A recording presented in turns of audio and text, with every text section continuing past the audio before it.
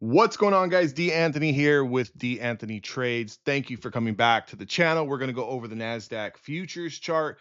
Overnight futures market has opened up. It's currently Sunday, 7:15 p.m. Pacific Standard Time. And regardless if you think the world is going to collapse, we are making a new all-time high. Okay, so if you kind of look at my chart here, look at the two dotted lines that we have on the screen. I'll highlight them here. So we've got this line, we've got that line. That is Friday's previous day, or whatever you want to call it. That's Friday's high and low, previous day high, previous day low.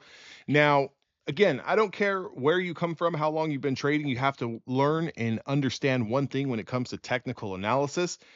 We have to trust the technicals until the technicals fail. If we are over a previous day high, we have to continue to be bullish. Whether you think the world is going to catch fire tomorrow, this market has shown some resiliency that in my 13 years of trading, I have never seen before. The closest thing that I've seen to this was back during 2020 in the COVID pandemic when we had that 30% decline, over the course of 90 days. And then we had that immediate recovery that seemed to last about a year before going into the bear market of 2022.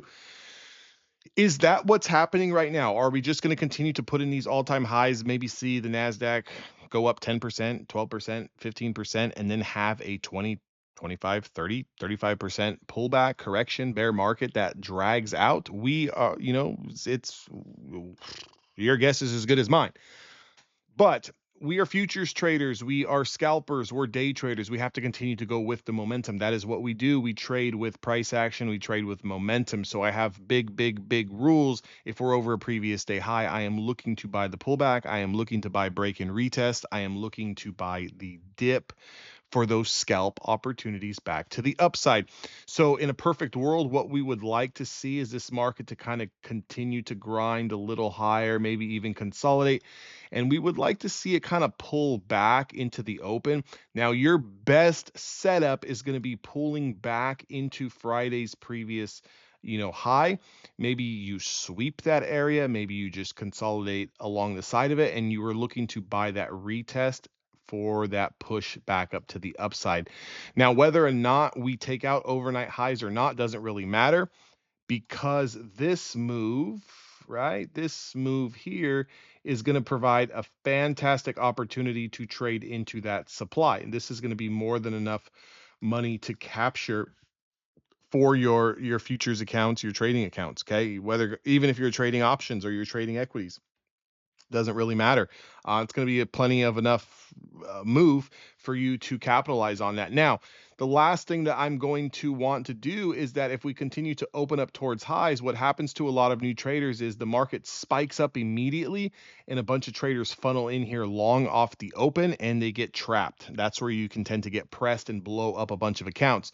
So if you guys need accounts going into tomorrow, Apex 90% off, you can use my discount code DAnthony. Links down in the description box below. It's what helps fuel and keep the channel going. With that being said, okay, if, let's say, for example, through overnight, we have some sort of headline or some sort of news where the market starts to pull back and we start to lose Friday's highs, okay? Now, what are we looking for? Well, we are not looking to just jump the short off the New York Open, because that could be the trap where you get into that short where things look like they're aggressively selling off in the first 5, 10, 15 minutes, only to see that wick push back up and reclaim Friday's highs. In order for us to go short, okay, the best thing that you're probably going to want to see is you're going to want to see some type of gap up 2, 3, 400 points where the market kind of pushes right off the open and then pulls back. And then after about that first hour of trade, you see that attempt to get over highs that fails. And once that fails, then we can start looking to the downside and you can start using that high of day as your opportunity, as that backstop to play it back down into previous day highs, which is Friday's highs, right back into that dotted line. Now, if the sell-off is a little bit more aggressive, or let's say it's some type of crazy blow off top and we have, some really wild and exciting news headline that hits the airwaves and, we pull back, we try to bounce, and then we aggressively lose Friday's highs, what you're going to want to look for is the break and retest of Friday's highs. you want to see it stall out and then start to continue lower. That could start to tell you that maybe we can start to come back down here and fill Friday's price action gap. Obviously, we would look down towards 21,126. Now, again, a lot of opportunities, a lot of things that can present themselves right now. If you are holding anything long over the weekend, if you are holding long or you are trading overnight, and we get a gap up, you want to sell into strength. Always remember that. You do not hold while we are gapping up and saying, well, maybe we just continue. Maybe we do, but I've seen it happen more times than not where we get this overnight gap up. A lot of traders think that we're just going to continue only to see that we stall out, put in a lower high, and then kind of continue to crash back down here and you just give up all your gains. Always, always, always sell into strength if you are a short-term trader. Now, if you're a long-term investor or a long-term swing trader, this does not apply to you. This only applies to overnight swing traders. Maybe you swing trade for 2 or 3 days, or you just trade the overnight session, the Asian session, London session into New York. You want to sell into that gap up. Make sure you guys are selling into that gap up. Now, the big level that I'm going to be watching, if we remain trading over Friday's highs, I'm going to remain bullish. I will be looking at that 15-minute ORB. So what I want to see with that 15-minute ORB is I want to see price action hold to the long side. I want to see the 15-minute ORB get broken to the top side. It can run, it can do whatever it needs to do, consolidate, pull back, I don't care, but I need to see that break and retest where not only do we break the 15-minute ORB, but we actually pull back to it. Price holds with either some type of wick, some type of hammer candle, some type of, indecision doji candle, where we see some momentum, some volume coming in off of that break and retest of the 15-minute ORB. And being that we are long-sided bias, being traded over, Friday's highs, we're going to look for that continuation into the overnight high or into whatever high we've already put in for tomorrow's opening range session.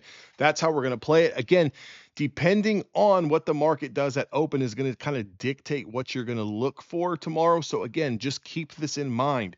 If we have a big gap up, do not chase longs. If the market is going to be strong, allow the 15-minute ORB range to get put in, allow that break and retest to happen, or allow Friday's highs to get all the way tested and then look to buy the bounce off of that on a strong push back up. Make sure you're looking for a momentum style candle. You want to see a full body candle, something like this, something like this, something like that. You do not want to buy as we are chopping around and you're getting little candlesticks that look like this, okay? These little candlesticks that look like that is just a whole lot of consolidation and a whole lot of nothing burgers where you can kind of get those candles where you think we're going to hold at a certain level and then it just kind of gives way, okay? So make sure we see some momentum.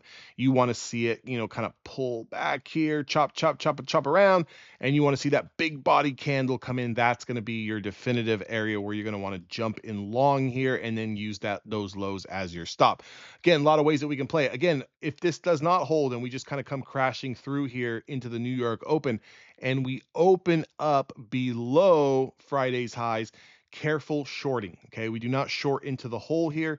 That's one big no-no. What you want to see here is see if they trap those early shorts who think that the world's going to come crashing all the way down, and see if you can get that reclaim of Friday's highs. If you do, and that breaks and retest, make sure to look for that momentum volume candle. That way you can get into that long and potentially target whatever overnight highs that were put in.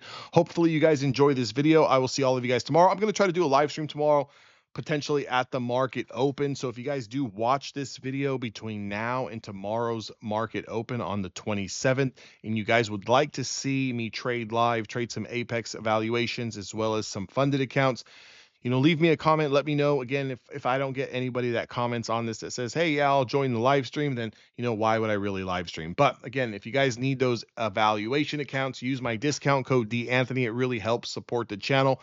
Make sure to give me a thumbs up here. Leave a comment. Again, if you do want to see that live stream, I will catch all of you guys on the next video.